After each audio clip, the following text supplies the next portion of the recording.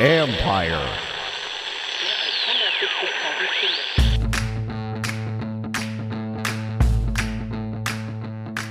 Hello and welcome to my podcast. Do me a favor, subscribe to the John Conn Report wherever you get your podcast. You're watching on YouTube, hit that like button, hit that subscribe button. You can find us there as part of Empire Media, AMPIRE. Always much appreciated when you tune in. You can also become a member of the show. And for you members of the show, I had to put out a few-minute video/audio recording on Wednesday talking to a former player about Dan Quinn and that defense, and also a little bit about what Anthony Lynn adds. And I'm going to go into that more in depth now, but I gave the members a little bit of a brief update before recording, that they got this before you guys are going to get this. That's one of the benefits of being a member. You're going to get a lot of stuff anyways, regardless. So I always appreciate everybody who tunes in. I'll make that very, very clear. Also, you can read my work on ESPN.com. And I have a story up now about all of Washington's new hires. They made a flurry of them earlier on Wednesday, including, filled out the front office, reassigned Martin Mayhew and Marty Herney got their roles specified. So to recap some of Wednesday's flurry of moves, they hired Anthony Lynn as their run game coordinator, expecting him to probably be the running backs coach. That wasn't official when, as of when I'm recording this. Hired Darryl Tapp to be their defensive line coach. And then in the front office, they did this. And I want to read off because I had a story up on ESPN about this. They hired Lance Newmark from the Lions. He's going to be, serve as basically the assistant general manager. And then Martin Mayhew will be he's now going to he'll be a senior personnel executive / advisor to Peters. And then Herney is just going to be kind of in an advisory role. So that's going to complete the front office, I guess, restructuring under Peters. Newmark spent 26 years with the Lions, considered a good scout. And I know, he's been through 3 regimes, and if you've survived multiple regimes in one place, you must be doing something well. The Lions, of course, have had their ups and downs during that time, some ups and a lot of downs. But the fact that he survived 3 regimes, I think, speaks highly of him. And so we'll see where this goes. But they did have good intel on him. I know Peters, I believe, knew him, but also Rick Spielman, brother of Chris Spielman, who works for the Lions, would certainly have good intel on him as well. But today, what I want to do is talk about a little bit more about Anthony Lynn, because I think that's a pretty big hire for Washington. And I think I like the way this offensive staff has been built. And that was one of the things that for Dan Quinn that he had to make sure he got right, because of how things go. If you're a defensive head coach or a defensive minded head coach, you've got to really make sure you get that offensive side right and set up not only just a situation where you can have a good offense, but also have a good succession plan. I'm going to explain why I think they're in a good spot with that. I talked to somebody in the game earlier today about Lynn, just text him, hey, what do you think? And gave me a call, and he raved about what he felt like Lynn could add to this organization. And a couple of reasons why he liked him. He liked the run designs that he's been a part of. He can run the inside zone, the outside zone, counters or gap schemes and all that. And so he liked that flexibility in the run game. Felt like, some good run game principles. And I think that really stood out to this person. Other people that you talk to likes that he played in Denver with under Mike Shanahan. So that's where a lot of these principles with the Kyle Shanahan offense, of course, started with his dad, Mike. And that was, he got a firsthand witness to how that run game could work. Then working with Shanahan the last couple of years in San Francisco, not only but Kyle Shanahan, but also Bobby Turner, arguably the best running backs coach in the NFL. Chris Furster, one of the top offensive line coaches and a run game coordinator as well. So we had firsthand seats to that level of success with the 49ers. And so you can draw upon those principles as well.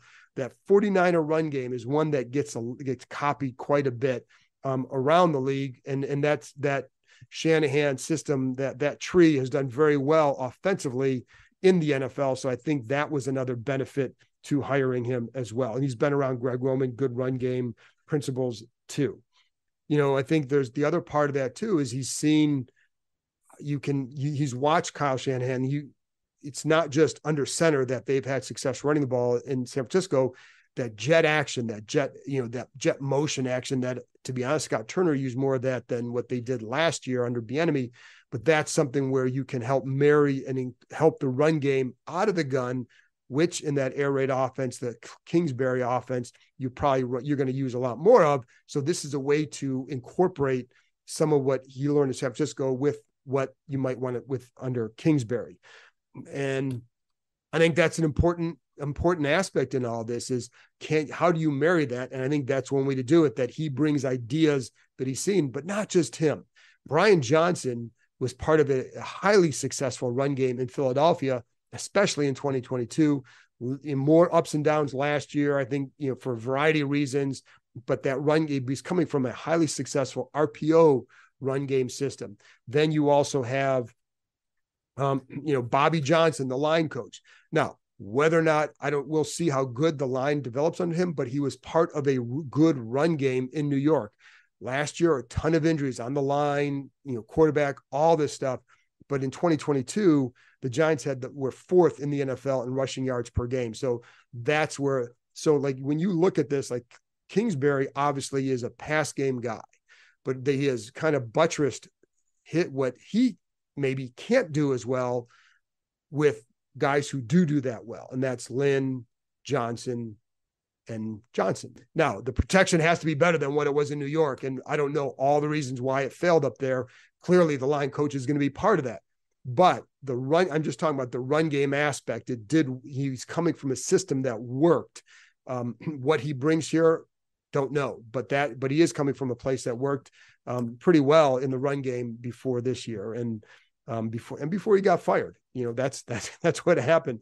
But what this does do is it provides Washington choices on offense. And just, the big talk was the succession plan. You've heard me talk a lot about that. I think this is another rung in that plan where you have, what you want is for this to go well and Kingsbury to leave for a head coaching job in 2 years, because it's going well at that point. If that happens, now you have multiple options in case guys are still here. Brian Johnson, with Anthony Lynn, and possibly Tavita Pritchard, depending on how he progresses with this as well. But you have options. And I think you now have two guys who have head coaching experience as well as coordinating experience, who can understand what is going on. Like Anthony Lynn can understand what Kingsbury is trying to do. As a former coordinator, you can understand, okay, you see more of the big picture. And I think that's going to help. On paper, that should help as well. And so now this is always, this time of the year is always for speculation and how things can work. I think that's how it can work. Will it? We'll find out. You got to get a good quarterback, and that makes everything look better. But I do, the key will be, how do you marry all this stuff? And, if Kingsbury says, well, I want to do this out of the gun and I want to run, then can you get to between Brian Johnson, and then also Anthony Lynn? Can you come up with runs that you're able to do out of this certain same look to at least marry those concepts? One of the other things that this other person told me, that he said, well, number one, the receivers are going to have to block now, because in a Kyle Shanahan offense, that's what the receivers do. So if you're the run game coordinator, you're going to get those receivers to block. And I think that's been again, guys like Terry McLaurin, Terry does a lot of things very well. I think as a blocker, I think he's been more inconsistent the last 2 years than I think that he and they would like. And I think De'Ami Brown blocks extraordinarily well, very well. But he's got to do other things well to stay on the field, because too often when he come in the game, you pretty much knew it was probably going to be a run.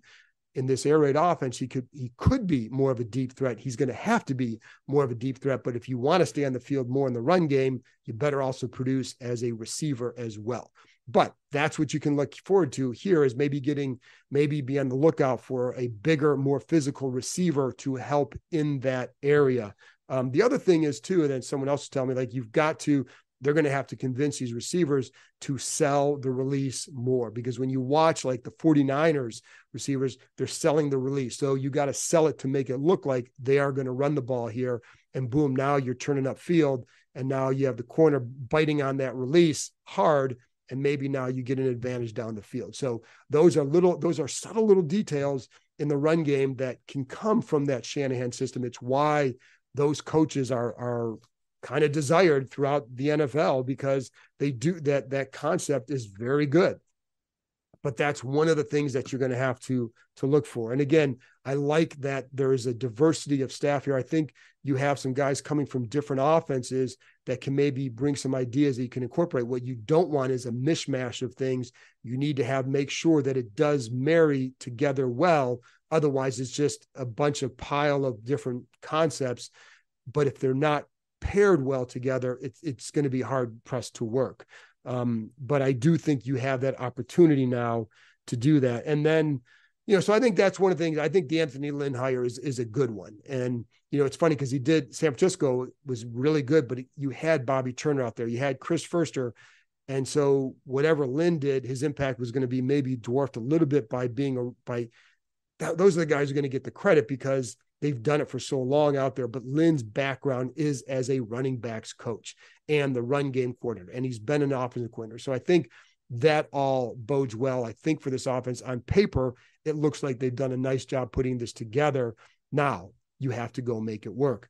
I also like I think the hiring of Ken Norton Jr. as their linebackers coach, probably a better, I was talking to somebody out in Seattle. They felt like he was maybe better as a position coach than he was as a coordinator, which is why, what he did as a coordinator in Seattle doesn't really matter. He ended up getting fired from that, but what he's going to do as a position coach, my understanding is the linebackers really liked playing for him when he was in that role in Seattle. So we'll see how that translates here. Larry Izzo, the special teams coach, good reputation, built good special teams out in Seattle.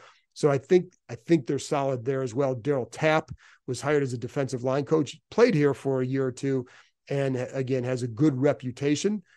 See where it goes, because that was one of the problems the last couple of years was the D-line with all that talent never quite meshed as much as they wanted it to. They're going to have, that's going to be it was never just one or two guys. Sometimes it was more one, but it was at some point, all of them did a little bit of that freelancing, and it could mess things up. So getting that group in general to play together. And I know obviously Montez gone, Chase gone, and it's going to be a very different group because you do have some guys who backups, James Smith-Williams, Casey Till, who are also free agents. So it's going to be a very different looking group.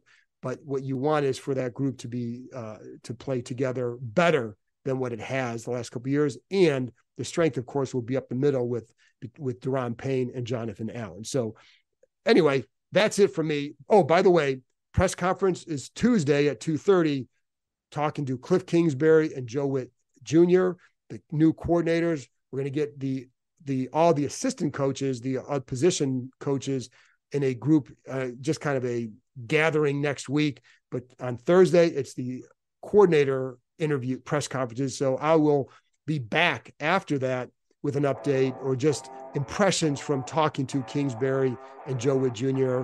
Hopefully I have a guest on to go over all that stuff and bring that to you. And, so there you go.